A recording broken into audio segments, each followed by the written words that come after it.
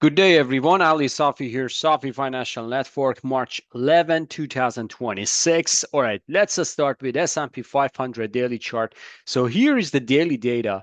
And remember, we were talking about this area, which is 6,500 and close below 6,800 when we were saying it on the weekend. So Friday session, market going all the way down below 6,800. And on Monday, market just going all the way down to 6,600 and knee-jerk reaction came back up nicely. And lots of people were saying, okay, we kind of like formed the bottom, but based on my cycles and also the price action, we need to get confirmation. So on Tuesday session, we didn't get confirmation, doji bar, and seems like a daily top is there. So as I was expecting, like this is kind of like the knee-jerk reaction or dead cat bounce for the market, getting back to the upside. Right now, 3 days in a row, we are in a future market open. Asian market just short the market or sell the market to a downside. So who knows about New York session tomorrow. Close is going to be important, but I have to say, still market have 10 days or 2 weeks to hit the weekly low, and that would be a perfect timing for a March 20th and afterwards.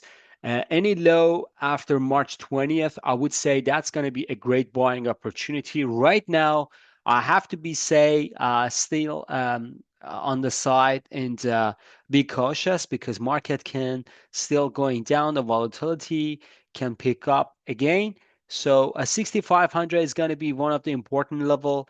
Even below that, 63 to 61 could be kind of like deeper correction. But when we are getting to March 20th and March 22nd, when we are getting closer to that area, steel price hanging around here, so the probability is getting low. And right now, we need to be careful about the market because uh,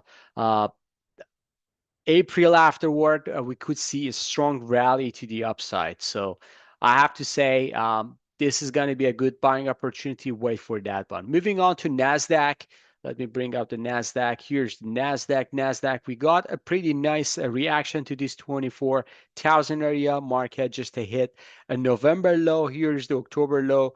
And this is kind of like a shadow to 24,000, picked up nicely. Nasdaq formed the top as well on Tuesday's session, getting back to downside yesterday. And right now we are seeing a confirmation to downside. Again, we should see a market close tomorrow on New York session. So right now we are still forming above the 24,373. So any close below this 24,373 would trigger the downside. I would say still we can get below this 24,000, 22,222. That would be the next stop. But there is going to be small demand area here around 23,000. So we'll see.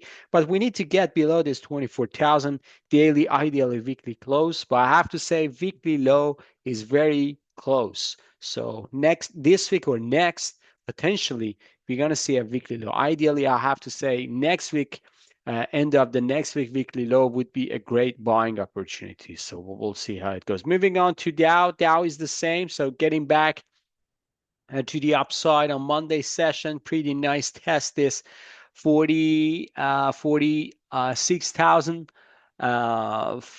600 and getting back to the upside. Look at this, how it react nicely.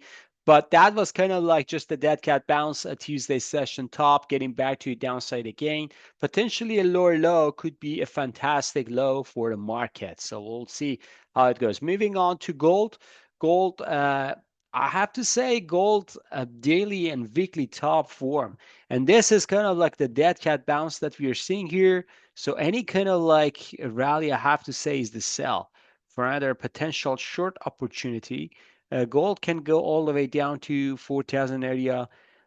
Even 3,900 could be a possible scenario. So 4,000, 4,200 or 3,900 could be a very possible scenario by end of June. I have to say May, June could be a great bottom formation there for a next rally. But right now, I have to say gold needs to finish the correction. The same as silver here. Let me go to a daily chart here.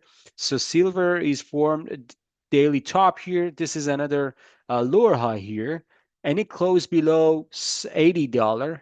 I have to say that triggers the downside move potentially to this area, which is going to be 50 to 55.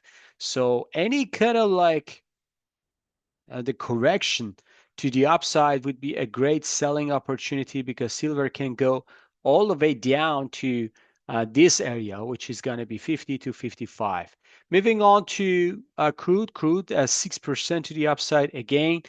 Just right after market close today, geopolitical tension picked up. Seems like Oman, one of the port in Oman, just got attacked by drones, and you see that crude is just spiking up to the upside 6% right now.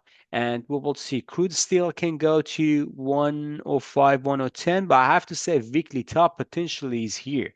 And this 120 is going to be a weekly top.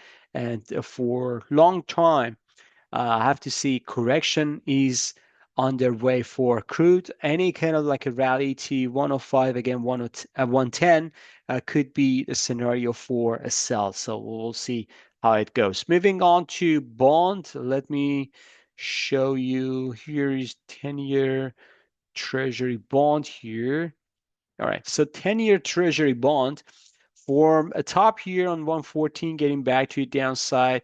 I have to say, just be careful because this is going to be a correction, and any kind of like the bottom is going to be closed for the next 2 3 weeks, and then getting back to the upside potentially for a bigger rally all the way to 120 for, I have to say, 10-year treasury notes. So be careful on that one, just because we have different time, different notes, but I'm just analyzing a 10-year treasury note here. All right, so let me go to Bitcoin.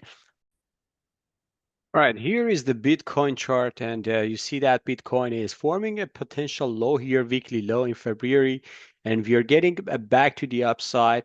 And I have to say, still, this is going to be the price action that I'm looking at, potentially multi-weeks consolidation.